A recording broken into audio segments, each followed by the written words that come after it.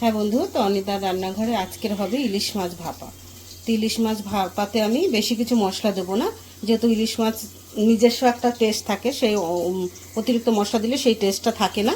তার জন্য আমি শুধু একটু সর্ষে বাটা আর 4টে কাজু বাদাম বাটা দিয়েছি, একটু অল্প করে সর্ষে আর কাঁচা লঙ্কা বাটা আর 4টে কাজু বাদাম, আর এখানে পরিমাণ মতো নুন, এখানে হলুদ আর একটু সামান্য লঙ্কার গুঁড়ো, বাস এই হয়েছে মশলা এটার। এবার দেবো আমি সর্ষের তেল।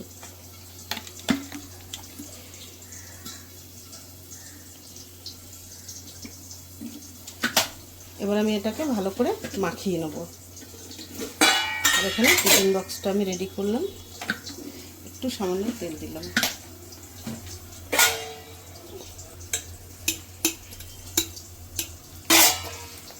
এবার এটাকে ভালো করে মাখিয়ে নেব, নুন হলুদ এটা দিয়ে মশলাটা।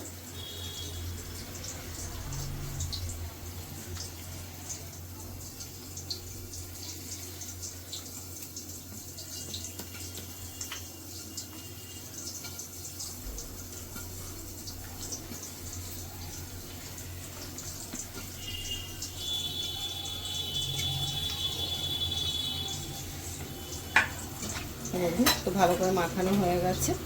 এবার আমি এটাতে টিফিন কৌটোর মধ্যে দিয়ে দেবো।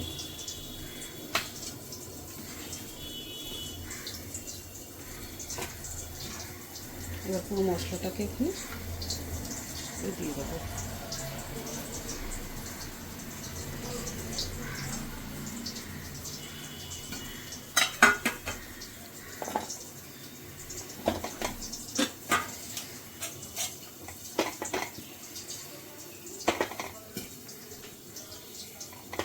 বন্ধু, এটাতে আমি কোনো জল দেবো না। এবার আমি একটু হাতটা ধুয়ে নিই।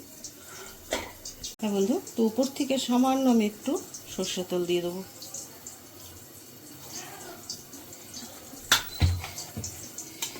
এবার টিফিন বক্সটাকে বন্ধ করে দেবো। দিয়ে এখানে আমি বসিয়ে রেখেছি, প্রেশার কুকারটা বসিয়ে দিয়েছি। এবার জলটাও গরম হয়ে গেছে, অল্প করে জল দিয়েছি। এবার আমি এই টিফিন বক্সটা বসিয়ে দিলাম। এবার এটাকে আমি ঢাকনা লাগিয়ে দেবো। ঢাকনা লাগিয়ে 4-5টা সিটি দিলেই হয়ে যাবে আপনার 5 মিনিটে ইলিশ মাছ ভাপা। হ্যাঁ বন্ধু, তো আমি মাছের যে ভাপাটা বসিয়েছিলাম এটা আমার হয়ে গেছে। এবার এটাকে আমি নামিয়ে নেব। দেখি একটা